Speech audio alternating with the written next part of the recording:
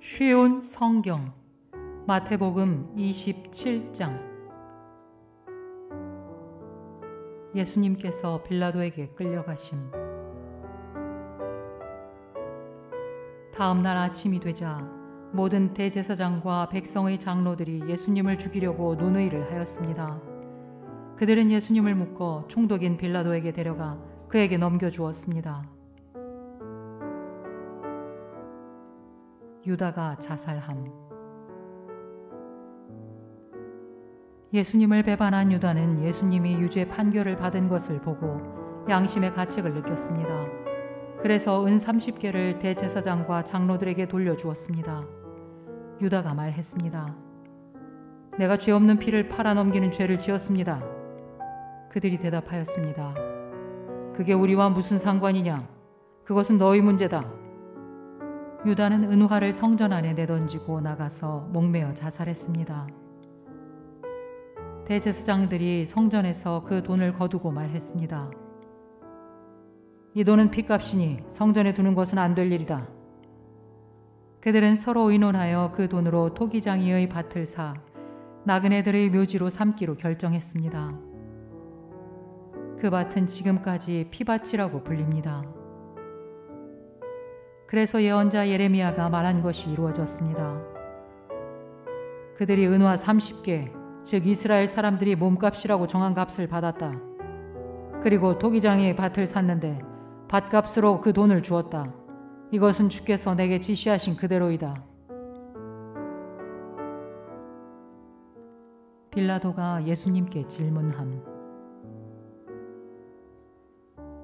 예수님께서 총독 앞에 서셨습니다.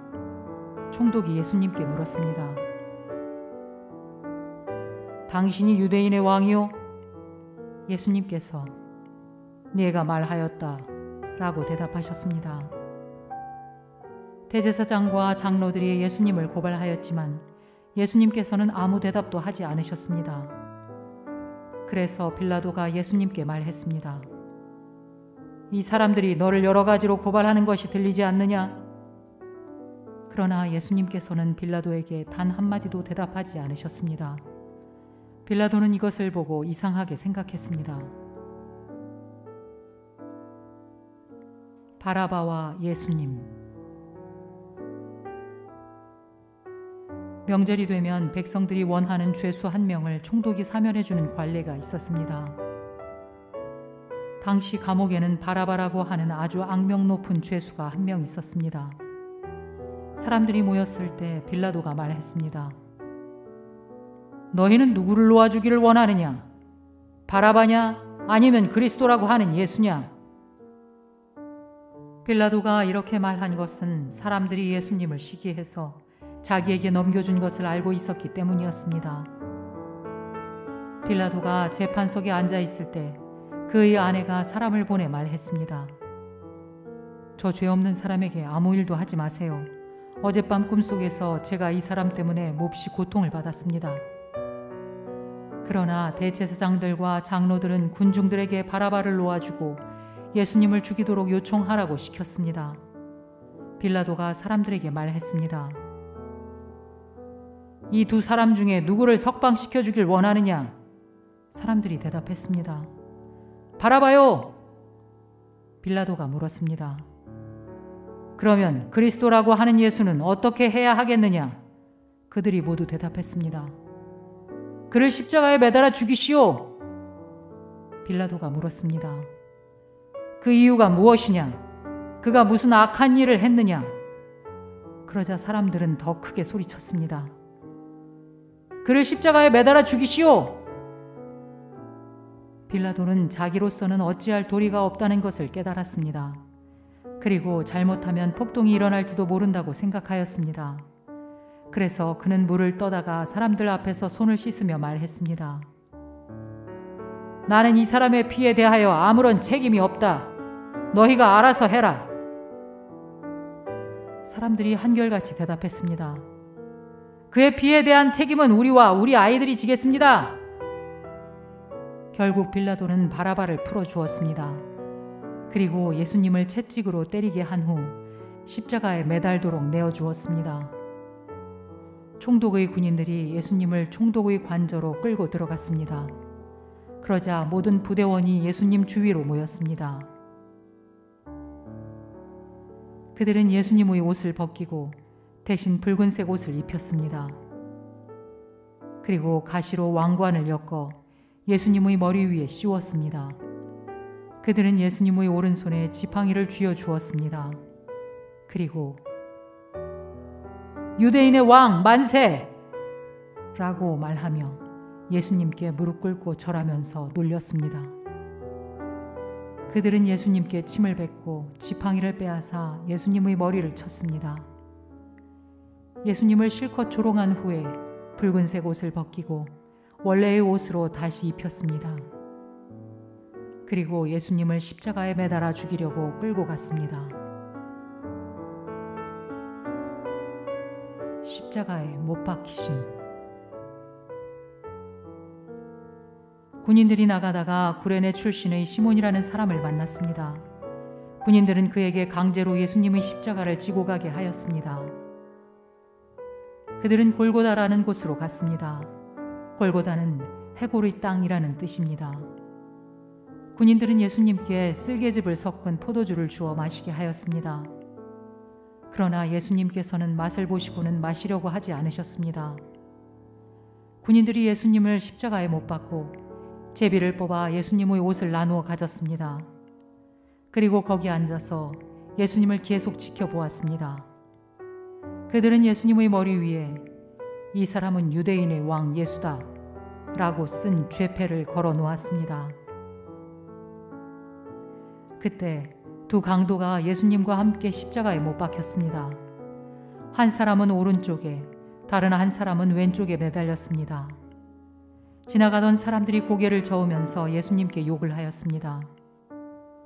성전을 헐고 3일 만에 다시 세운다는 사람아, 내 자신이나 구원하여라. 만일 하나님의 아들이라면 십자가에서 내려와 보아라. 이와 같이 대제사장들도 율법학자들과 장로들과 함께 예수님을 조롱하며 말했습니다. 이 사람이 다른 사람들은 구하면서 자기 자신은 구하지 못하는구나. 그는 이스라엘의 왕이니 지금 십자가에서 내려오라지. 그러면 우리가 그를 믿겠다. 그가 하나님을 믿는다는데 하나님께서 원하신다면 그를 당장 구원해 주시라고 그래라. 자신이 나는 하나님의 아들이라고 했으니까 말이다. 예수님과 함께 십자가에 못 박힌 강도들도 똑같은 욕을 예수님께 했습니다. 예수님께서 돌아가심. 낮 12시부터 오후 3시까지 온 땅이 어둠에 덮였습니다. 오후 3시쯤에 예수님께서 엘리, 엘리, 라마 사박다니 하고 큰 소리로 외치셨습니다. 이 말은 나의 하나님, 나의 하나님, 어찌하여 나를 버리셨습니까? 라는 뜻입니다. 거기 서 있던 사람들이 이 말을 듣고 말했습니다. 이 사람이 엘리야를 부른다. 그러자 얼른 한 사람이 뛰어가서 해면을 가져다 신 포도주를 적셨습니다. 그리고 예수님께서 마시도록 지팡이에 매달아 주었습니다. 나머지 사람들이 말했습니다. 가만 놔두어라. 엘리야가 그를 구원하러 오나 보자. 다시 예수님께서 큰 소리로 외치셨습니다. 그리고 숨을 거두셨습니다. 그때 성전 휘장이 위에서부터 아래까지 두 조각으로 갈라졌습니다. 땅이 흔들리고 바위들이 쪼개졌으며 무덤이 열리고 잠자던 많은 성도들의 몸이 다시 살아났습니다. 예수님께서 부활하신 후 그들은 무덤에서 나와 거룩한 성으로 들어가서 많은 사람들에게 나타나 보였습니다. 예수님을 지키던 백부장과 병사들이 지진과 일어난 모든 일들을 보고 매우 놀라면서 말했습니다. 이 사람은 정말로 하나님의 아들이었다. 많은 여자들이 멀리 떨어진 곳에서 이를 지켜보고 있었습니다. 이들은 갈릴리에서부터 예수님을 섬기려고 따라온 사람들이었습니다. 그 중에는 막달라 마리아와 야고보와 요세부의 어머니 마리아, 그리고 세베대의 아들들의 어머니가 있었습니다.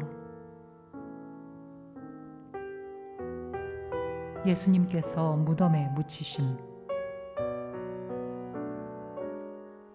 그날 저녁에 요셉이라는 아리마대 출신의 한 부자가 왔습니다.